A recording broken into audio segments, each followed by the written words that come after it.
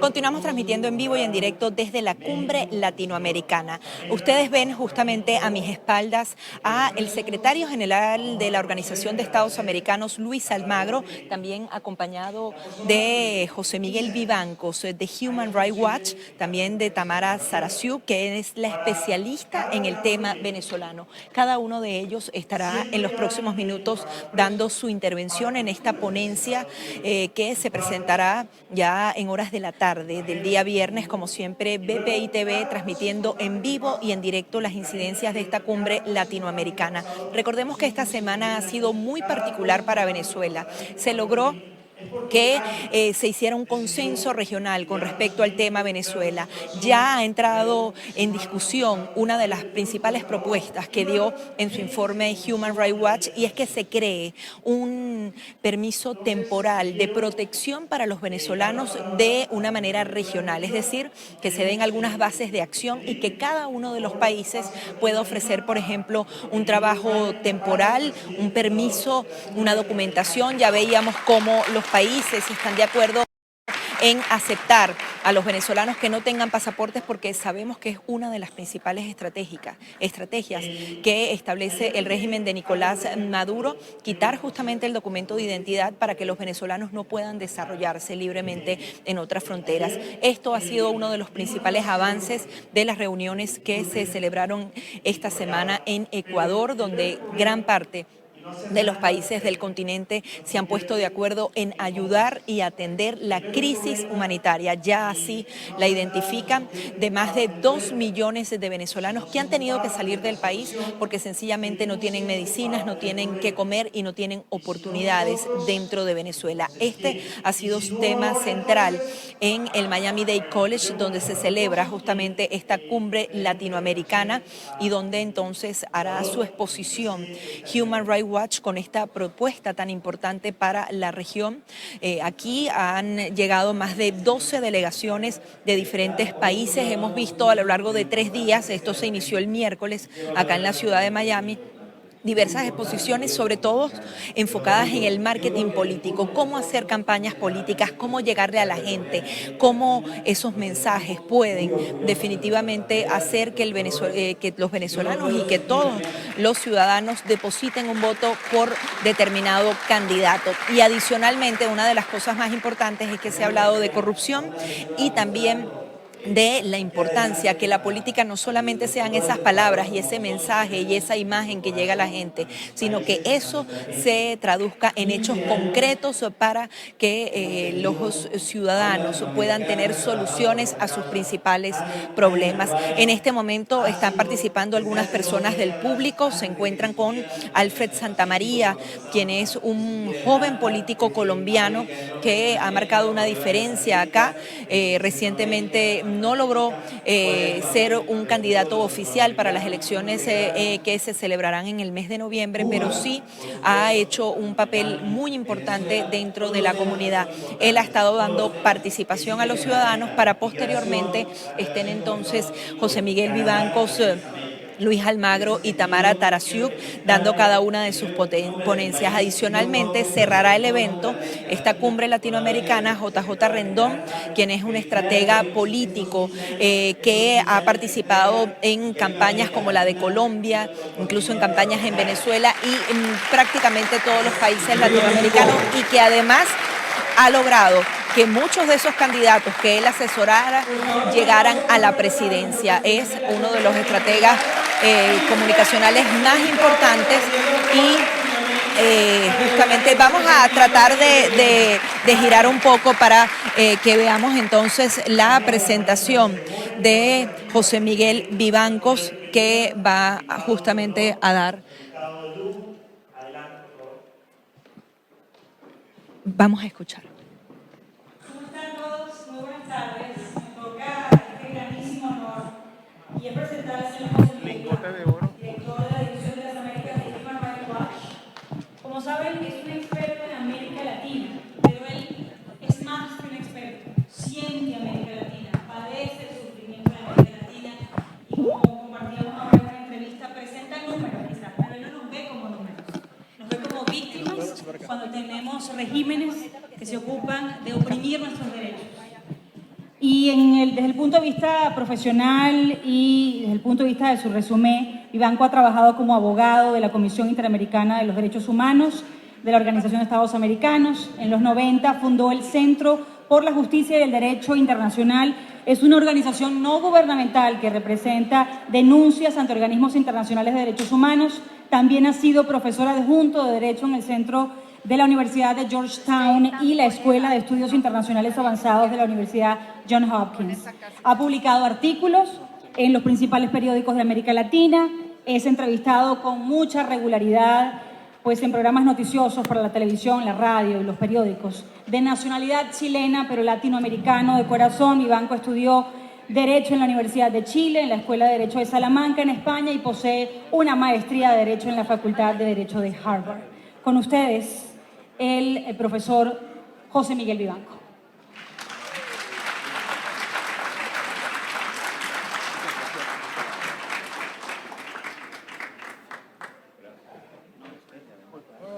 Buenas, muchísimas gracias por esta invitación. Para nosotros es un gran honor poder compartir con ustedes. Quiero que puedan mirar un pequeño video, no sé si hay sonido, que muestra las actividades que mi organización Human Rights Watch hace defendiendo y promoviendo los derechos humanos alrededor del mundo. ¿Por qué no arrancamos de cero con... es un pequeño video que creo que resume muy bien el trabajo de Human Rights Watch en el mundo entero defendiendo derechos humanos. ¿Hay ya sonido? ¿Sí?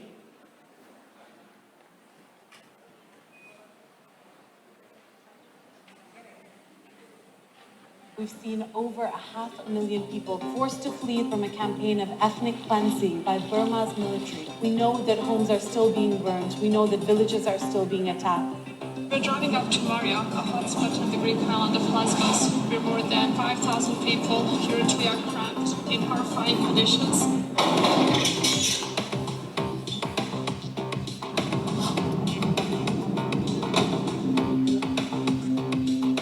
Behind me, you can see uncontrolled burning of trash. Residents told us that they've been suffering from respiratory problems and fear about how their kids are going to grow up.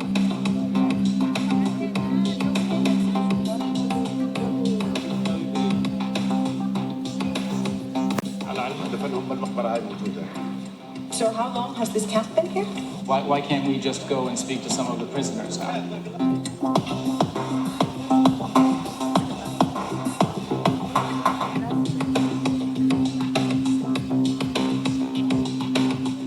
All of these Rohingya villages are now in the process of being demolished by Burmese government forces.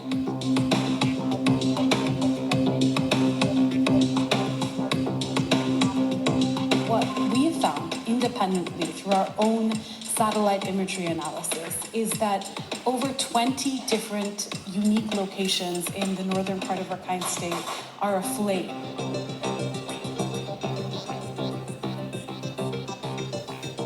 "5,000 people are trapped in Moria with no dignified access to proper shelter or protection.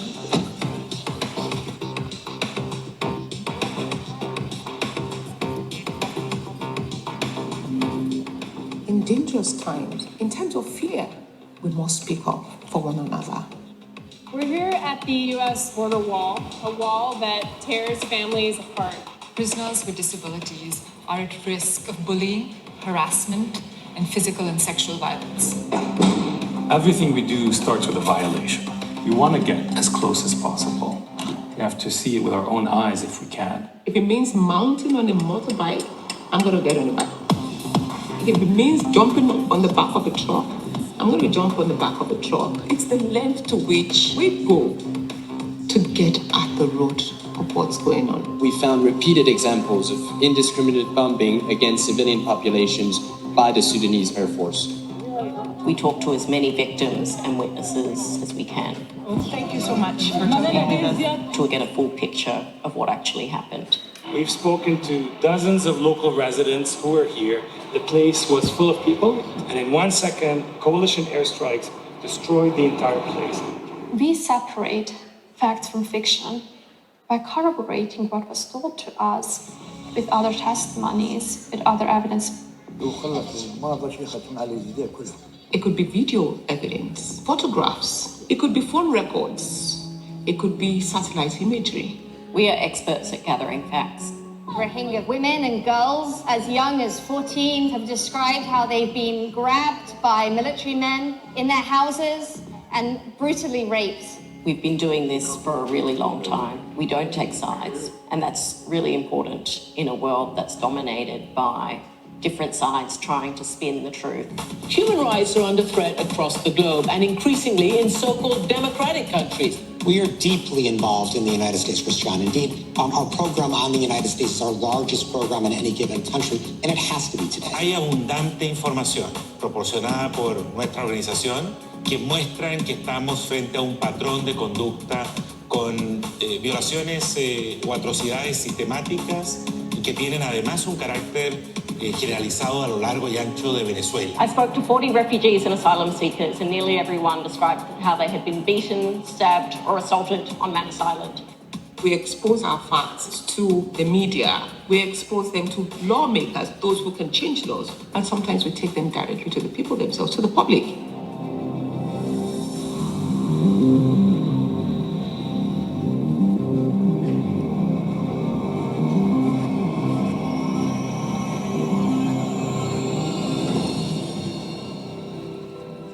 So easy to define people through statistics or just, numbers and figures. But people are not numbers and figures. This is what we look like, and this is what our lives like.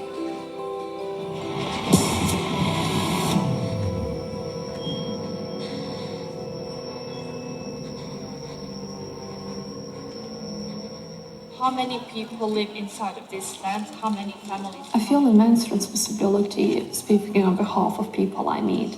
And it's these people that are holding me accountable.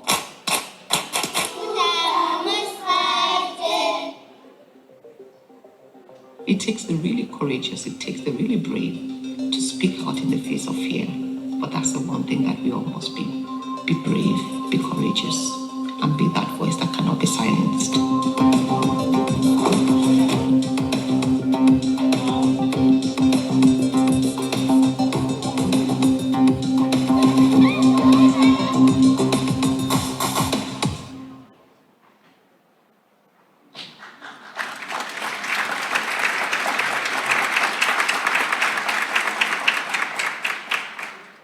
Bueno, para mí, les decía que es un honor el poder estar con ustedes el día de hoy y además en compañía de una de las figuras que en los últimos años más ha hecho desde su posición para promover las libertades públicas y los derechos fundamentales en la región, como es el secretario general de la OEA, Luis Almagro.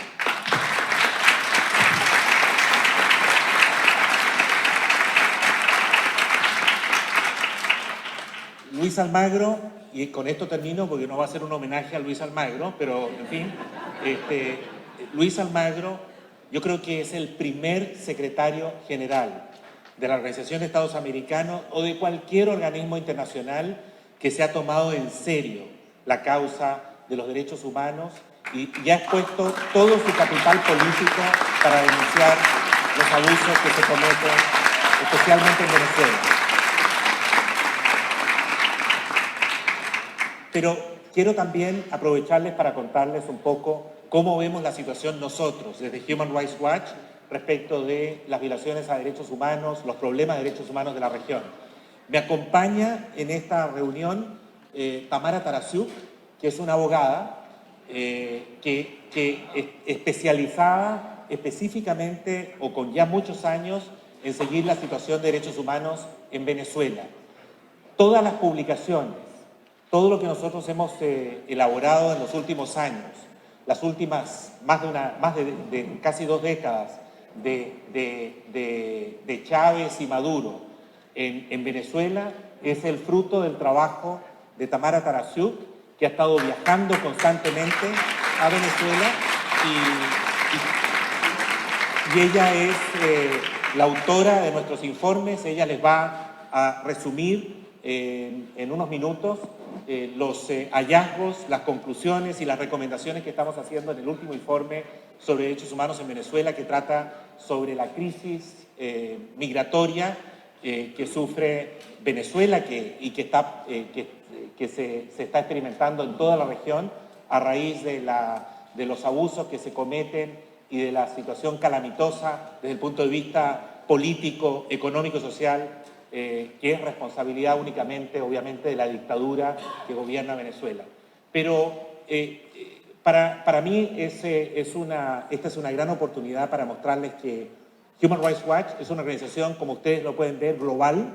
Nos ocupamos de examinar, de estudiar, de verificar la situación de derechos humanos en el mundo entero, incluyendo en los Estados Unidos. Tenemos todo un programa dedicado específicamente a estudiar el estado de los derechos humanos aquí, en las prisiones, los hechos que tienen que ver con violencia policial o el trato discriminatorio y persecución contra aquellos inmigrantes en los Estados Unidos que no tienen papeles y que están expuestos a todo tipo de abusos, incluso masivas deportaciones por parte del gobierno actual de los Estados Unidos. Sin embargo, también tenemos programas que examinan y que priorizan la situación de derechos humanos en otras partes de América Latina, incluyendo México, Centroamérica, Brasil, desde luego Venezuela, Colombia. En todos esos países estamos constantemente informando acerca de la situación de los derechos humanos en esos países. Los estudios los hacemos con nuestros propios recursos. Nosotros viajamos al terreno y entrevistamos a las víctimas y nos reunimos con los testigos de abusos, con expertos, con autoridades si es posible, con jueces, revisamos expedientes y corroboramos los hechos. Para nosotros lo importante es tener una película, un diagnóstico lo más objetivo y lo más fidedigno posible de lo que está ocurriendo en el plano interno para luego formular recomendaciones y entregárselas a esas recomendaciones y esos diagnósticos a la gran prensa internacional, prensa local, pero también los medios de comunicación que tienen alcance global, para también con ello poder tener acceso a las autoridades de gobiernos democráticos que están dispuestos a escucharnos y poder influir en la política exterior de esos países para ejercer presión y promover la causa de los derechos humanos. Yo he tenido la oportunidad varias veces de testificar ante el Senado norteamericano y desde hace ya muchos años hemos estado abogando por la aplicación de sanciones selectivas, sanciones que impliquen el congelamiento de bienes y también de visas para funcionarios del régimen, por ejemplo, de Venezuela, pero también de Nicaragua y de otros involucrados en violaciones a los derechos humanos. Esas sanciones que permiten castigar a civiles, a militares o a miembros del Poder Judicial corruptos, involucrados en hechos como lavado de dinero o narcotráfico o abuso de poder o violaciones a derechos humanos, esas sanciones creemos que son absolutamente centrales para hacerle sentir al régimen, por lo menos al régimen de Maduro, un régimen hoy día completamente ilegítimo que viola los derechos fundamentales de los ciudadanos, que el resto del mundo sabe perfectamente que son un gobierno paria y los sanciona y los excluye y los aísla como debe ser, aplicándole la normativa internacionalmente vigente individualmente aquellas autoridades que están involucradas en abusos de poder. Tenemos enormes preocupaciones y hay enormes desafíos por delante en América Latina. Uno de los más graves es, por ejemplo, México. Nosotros tenemos estudios y hacemos grandes esfuerzos para documentar la situación de derechos humanos que se vive en México, con unos índices de ejecuciones, de desapariciones y de torturas enormes, realmente devastadores, y con un grado de impunidad prácticamente total en México.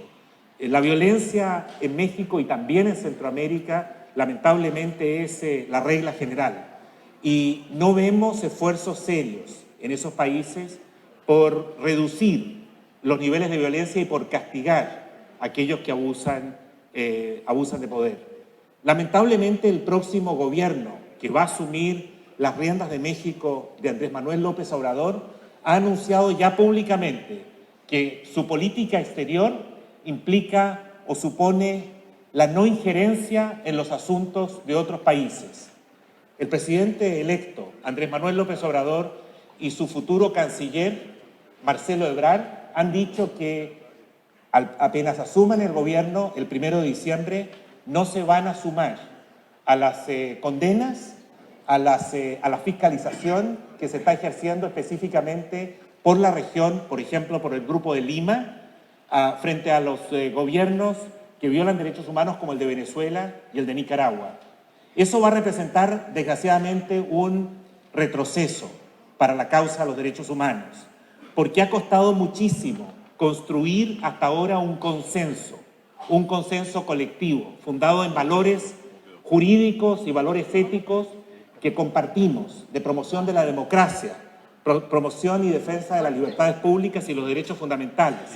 Pero para eso se requieren gobiernos democráticos que estén dispuestos a exigir el cumplimiento de esos compromisos, de esas obligaciones jurídicas. Si no contamos a partir del 1 de diciembre con un actor de la importancia, del peso de México, me parece que vamos lamentablemente, a encontrar mayores dificultades y vamos a estar más cuesta arriba en los esfuerzos que se están haciendo colectivamente, regionalmente, por promover la causa de los derechos humanos. No todas son malas noticias. Hay algunas noticias que son muy valiosas y que vale la pena destacar, como por ejemplo el rol que ha cumplido el Poder Judicial, tanto el Ministerio Público como los jueces, en las investigaciones sobre corrupción y abuso de poder en Brasil.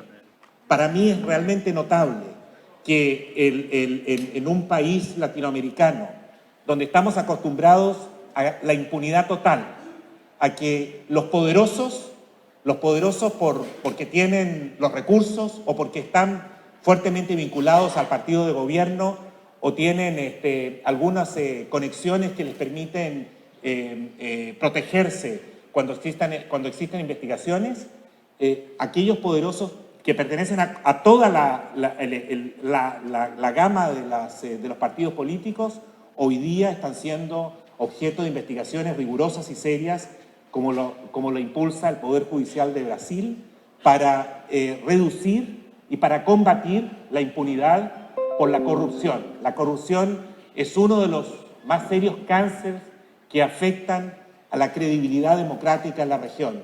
Y para eso necesitamos instituciones fuertes, instituciones judiciales con los dientes, con los recursos, con la convicción y con la capacidad y la competencia para luchar contra la corrupción, contra el abuso de poder. Brasil es uno de los buenos ejemplos y creo que además es uno de los ejemplos que generan esperanza en recuperar lo que es la confianza en el Estado de Derecho, en las normas propias de un régimen democrático. Otro caso que me llama la atención y que me parece que es muy valioso destacar es el caso de Ecuador, donde el gobierno actual ha ido poco a poco revirtiendo o restableciendo el ejercicio de las libertades públicas. Recordemos que durante el gobierno de Rafael Correa se produjeron serios retrocesos en materia de libertad de expresión, independencia judicial y también, por supuesto, la libertad y la capacidad de la sociedad civil para fiscalizar las tareas de gobierno. El actual gobierno, encabezado por el doctor Lenín Moreno, ha ido poco a poco restableciendo la institucionalidad en Ecuador. Ecuador es un socio importante en la causa de la promoción regional de los derechos humanos y a mí me parece que ha sido realmente en poco tiempo notable lo que se ha logrado en tan poco tiempo en materia de reconstrucción democrática, reconstrucción de lo que es el ejercicio de la libertad de prensa, de las libertades públicas, que son vitales para poder mantener una democracia viva, una democracia sana, saludable, que además cuente con la adhesión de las grandes mayorías. Quiero que este espacio lo concluyamos con una intervención de mi colega, la doctora Tamara Tarasiuk, para que se refiera brevemente al informe que acabamos de publicar sobre la situación de derechos humanos en Venezuela, pero específicamente sobre la crisis migratoria, con algunas recomendaciones concretas. Algunas de ellas coinciden plenamente con las que ha formulado recientemente el secretario general Luis Almagro y que están dirigidas a paliar los efectos devastadores que tiene esa crisis migratoria y también humanitaria que sufre el pueblo de Venezuela. Muchísimas gracias. Yo los dejo ahora entonces con algunos breves minutos con Tamara Tarafí.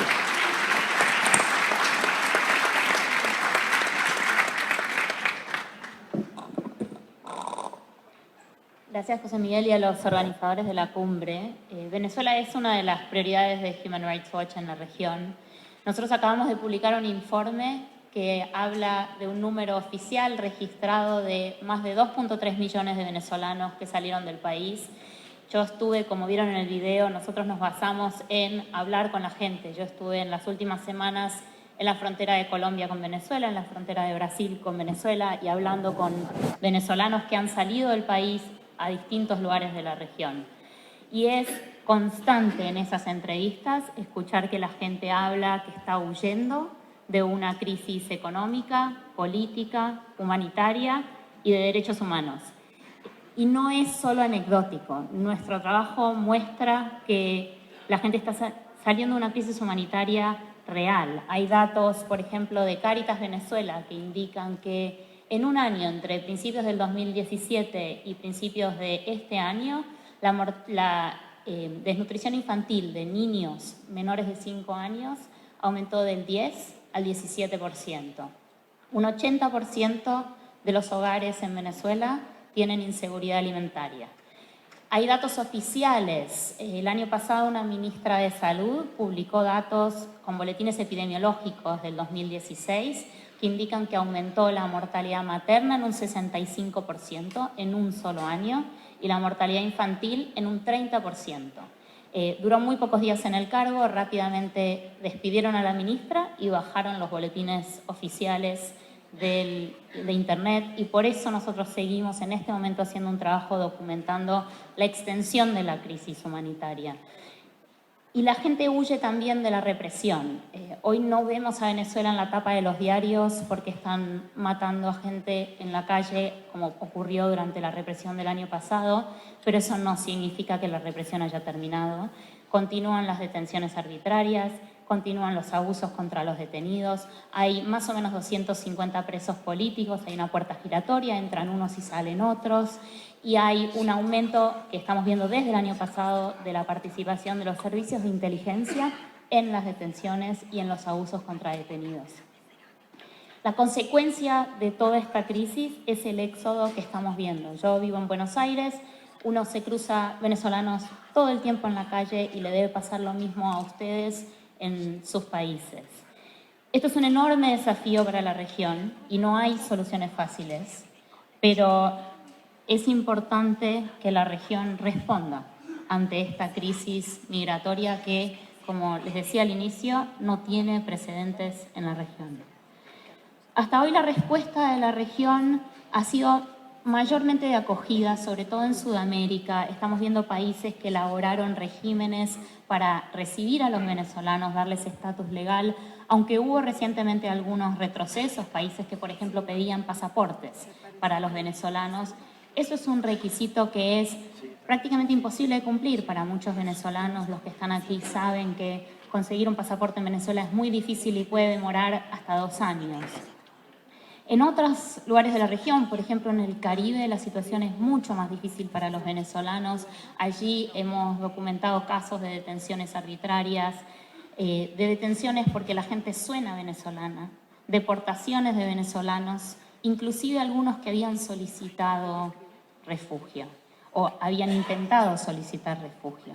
Y claramente estamos hablando de países en el Caribe que tienen vínculos estrechos, políticos, económicos, con el chavismo. Lo que vemos en la región entonces es una serie de respuestas ad hoc hasta hoy. Cada país hace lo que puede, como le parece, y la crisis esta es excepcional y requiere medidas que son excepcionales para tratar este nivel de crisis. Nosotros en el informe que acabamos de publicar incluimos 3 recomendaciones específicas. La primera es que se cree un programa regional de protección temporaria para todos los venezolanos.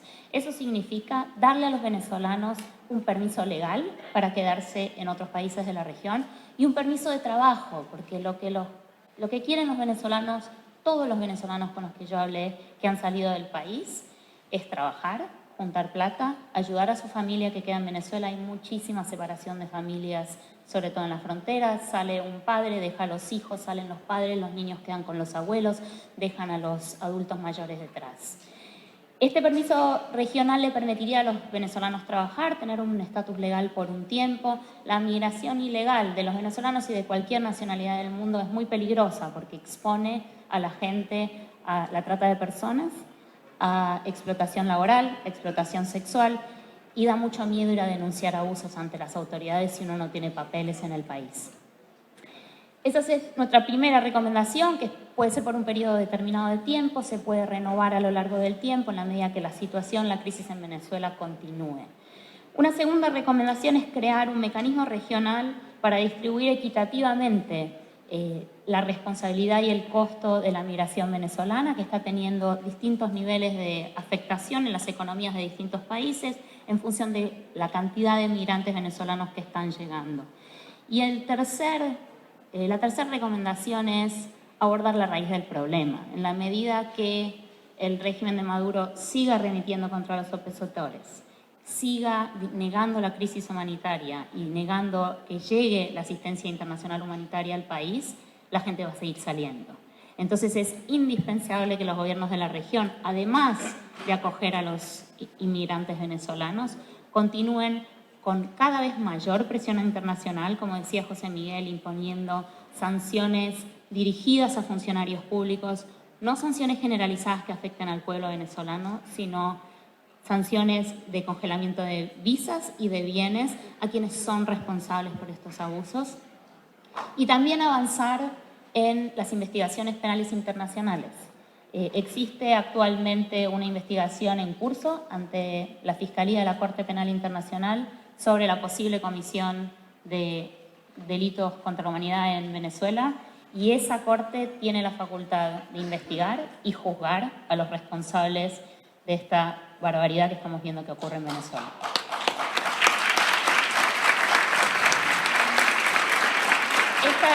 Esta semana hubo una serie de reuniones, 2 días en Quito, una de la OEA en Washington, para tratar el tema migratorio venezolano. Por primera vez, y es una buena noticia, está la región poniendo este tema en la mesa como un tema regional. En Quito se firmó una declaración que dice, por ejemplo, que van a considerar los documentos de los venezolanos que estén vencidos. Eso es una buena noticia, permite la migración de aquellas personas que no pueden tener acceso a documentos por la dificultad de conseguir documentos. También habla de la necesidad de dar mayor asistencia humanitaria a los venezolanos, otra medida que es positiva.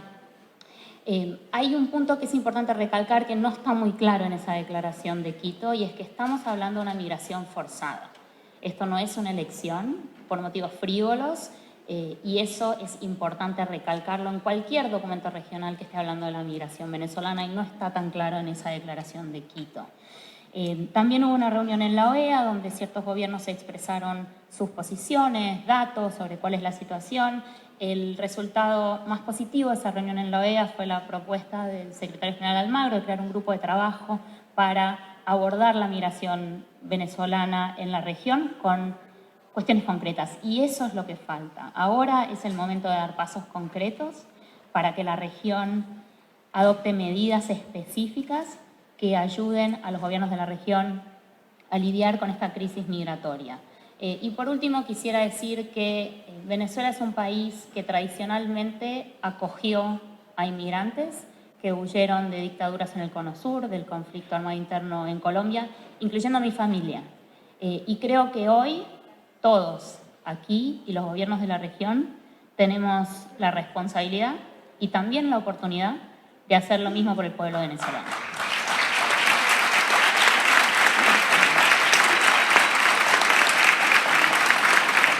Con la intervención de Tamara, damos entonces por concluida la presentación de Human Rights Watch. Yo quiero reiterar mis agradecimientos a Nubia y a Jaime por esta oportunidad y le damos paso luego al resto del programa para que ya entremos al plato fuerte que es el secretario general de la OEA. Muchísimas gracias. Hasta luego.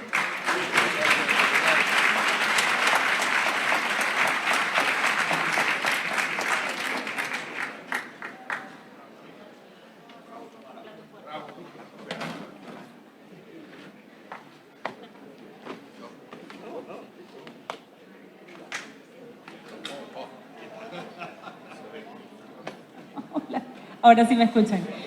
Bueno, yo sé que estamos ante una audiencia latinoamericana variopinta, pero como venezolana, pues es absolutamente conmovedor que representantes de Human Rights Watch de otras nacionalidades hablen con tanta precisión de cada caso que representa la tragedia en Venezuela. Gracias a todos ustedes por acompañar, además, en el sentimiento y en el trabajo, el sufrimiento de mi pueblo. Quería, hablando de eso justamente, repetir un video que además a solicitud de ustedes como audiencia de esta cumbre latinoamericana, así lo han pedido, un video que representa lo que son las contradicciones entre el régimen que está en el poder en este momento en Venezuela y la realidad, sobre todo desde el punto de vista de la crisis de los refugiados.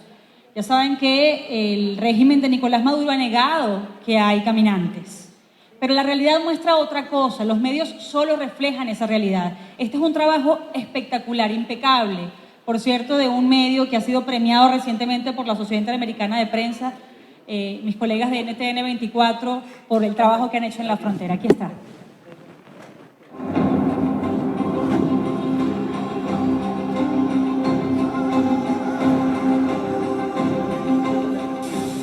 Ahorita el tema es muy fuerte con el... Esta transmisión es una presentación de Salvador Peluquería. Visítanos en Maracaibo, Ciudad Ojeda, Acarigua, Santa Bárbara del Zulia, Paraguaná, Panamá, República Dominicana, Miami, Curazao y próximamente en Italia. Only for Men. Centro San Ignacio, nivel Blandín, Caracas. K-Export. Envíos de carga aérea y marítima. Deja todo en nuestras manos. Estamos ubicados en la 8200 Noroeste, 30 Terras, Doral, Miami. Tranquility at Doral, Salón and Spa. Estamos ubicados en la 9566 Northwest, calle 41 del Doral, Miami.